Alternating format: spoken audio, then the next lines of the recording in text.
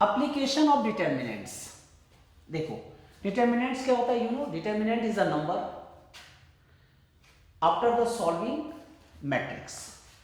तो डिटर्मिनेंट के क्या क्या एप्लीकेशंस हैं। तो first number area of triangle. जब हम लोग किसी ट्राइंगल का एरिया निकालेंगे तो हम लोग इसके लिए क्या करते हैं, डिटर्मिनेंट्स का यूज करते हैं। कैसे, सपोज करो एक ट्राइंगल आपके पास है ABC, इसका कोऑर्डिनेट है x1, y1, you know here it is x2, y2 and here x3, y3। अब डिटर्मिनेंट का हेल्प से हमें इस ट्राइंगल का एरिया निकालना है। तो you know area of triangle is equal to half of determinant of, अब इसके जो कोऑर्डिनेट्स हैं वो सारे रख दीजिए बच्चा, x1, y1, x2, y2, x3, y3, 1, 1, 1। Clear है, यही आपका एरिया ऑफ ट्राइंगल होगा। इसको और सॉल्व करने का तरीका बताता हूँ। हाफ इंटू, अब देखो इस रो को अगर तुम यूज कर रहे हो, ठीक है, तो इस रो के आप किसी भी रो को यूज करके सॉल्व कर सकते हैं, लेकिन आप इस रो को यूज कर रहे हैं तो कैसे हम लोग करेंगे। तो देखो x1, इस कॉलम को इस रो को छोड़ दीजिए, तो यहां क्या बचेगा, y2, y3, 1, 1। पहले पॉजिटिव, फिर सेकेंड वाला नेगेटिव। क्यों, क्योंकि ये 1, 1 पोजीशन पे है, ये 1, 2 पोजीशन पे है। 1 और 2 का सम क्या होता है, ऑड नंबर। तो क्या लिखेंगे, -y1, इस कॉलम को इस रो को छोड़ दीजिए, x2, x3, you know 1, x2 and x3, 1, 1 plus 1। अब इस कॉलम को इस रो को छोड़ दीजिए, यह क्या बचेगा, x2, y2, x3, y3। Clear, half into x1 into y2 minus y3 minus y1 into x2 minus x3 plus 1 into x2 y3 minus x3 y2। ठीक है, अब इसको पूरे को मल्टीप्लाई कर दो, half into x1 y2 minus x1 y3 plus minus y1 x2 minus minus plus y1 x3 plus x2 y3 minus x3 y2। This is the area of triangle, जिसको हमने डिटर्मिनेंट के मेथड से use किया। Second, अगर मुझे collinearity पता करना है कि कोई भी 3 पॉइंट्स कॉलिनियर है या नहीं, ठीक है, तो 3 पॉइंट्स आर कॉलिनियर, तो कॉलिनियरिटी पता करने के लिए क्या करना पड़ेगा, इसकी एरिया 0 दे देनी पड़ेगी। इसका मतलब क्या है, area of triangle is equal to 0। तो ये हाफ 0 के साइड जाके 0 बन जाएगा। तो फिर कैसे लिखेंगे इसको, x1 y1, x2 y2, x3 y3, 1, 1, 1। Means इस डिटर्मिनेंट का अगर एरिया 0 आ रहा है तो ये तीनों पॉइंट्स क्या हैं, कॉलिनियर हैं। क्लियर है, तो आपने अभी सीखा कि एरिया ऑफ ट्राइंगल निकालने के लिए डिटर्मिनेंट का कैसे यूज करते हैं और कॉलिनियर के लिए कैसे हम लोग यूज करते हैं। Next, third, what is the third application of determinants. Determinant का हम लोग थर्ड एप्लीकेशन कैसे लिखेंगे, क्या करेंगे, कैसे करेंगे।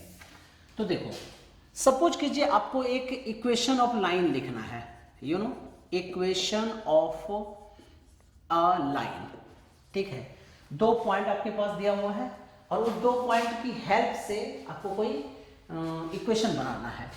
और वो पॉइंट कौन कौन सा दिया हुआ है जी, यहाँ पे एक पॉइंट है, सपोज करो x1, y1, यहाँ पे एक पॉइंट है वो है x2, y2। अब इसकी हेल्प से हमें इस लाइन की इक्वेशन लिखनी है कि बताइए इस लाइन की इक्वेशन क्या होगी। तो इसके लिए मैंने एक कॉन्सेप्ट दिया था, याद है, आर्बिट्रेरीनेस। तो पॉइंट ऑफ आर्बिट्रेरीनेस मतलब किसी भी पॉइंट पर हमने एक आर्बिट्रेरी पॉइंट ले लेंगे x, y। क्लियर है, तो इक्वेशन ऑफ लाइन निकालने के लिए ऑब्वियसली ये कॉलिनियर है। कॉलिनियर है इसका मतलब क्या होगा, डिटर्मिनेंट 0 होगी, एरिया 0 होगी। तो you know x, y and here x1 y1, x2 y2, 1, 1, 1 is equal to 0। कहने का मतलब क्या है कि यहाँ पे हम लोग कॉलिनियरिटी का यूज किए कि ये 3 पॉइंट्स कॉलिनियर है जी, इसकी एरिया क्या होगी, 0। तो हमने डिटर्मिनेंट निकाल दिया, 0 हो गया। अब देखो इसी से आपका इक्वेशन ऑफ लाइन निकल जाएगा, इसको सॉल्व कर दीजिए, इक्वेशन ऑफ लाइन निकल जाएगा। नेक्स्ट, फोर्थ नंबर, अगर सपोज करो आपको पता करना है कि पेयर ऑफ लीनियर इक्वेशंस का क्या होगा इक्वेशन, ठीक है, क्या कंडीशन है। तो ax² plus by² plus 2hxy, ठीक है। अगर आपके पास क्वेश्चन में इस तरह से दिया हुआ है, ठीक है, कि ax square plus by square plus 2hxy plus 2gx plus 2fy plus c is equal to 0, इस तरह से आपके पास दिया हुआ है। देन अगर ये pair of straight line represent करता है तो इसका कंडीशन क्या होगा? तो इसका कंडीशन के लिए क्या बताया था कि यहाँ पे AHG GFC, ठीक है, एक डिटर्मिनेंट ले लीजिए, उसमें एक रो में AHG पुट कर दो, दूसरे में, ठीक है, HBF पुट कर दो, GFC पुट कर दीजिए, ठीक है, HBF एंड GFC और इज इक्वल टू 0 कर दो। ये किसका इक्वेशन बन जाएगा? ये जो इक्वेशन, ये कंडीशन सेटिस्फाई अगर होगा तब ये वाला equation a pair of pair of straight lines हुआ। तो कहने का मतलब है पेयर ऑफ स्ट्रेट लाइंस के लिए हमें AHG HBF GFC का डिटर्मिनेंट 0 होना चाहिए।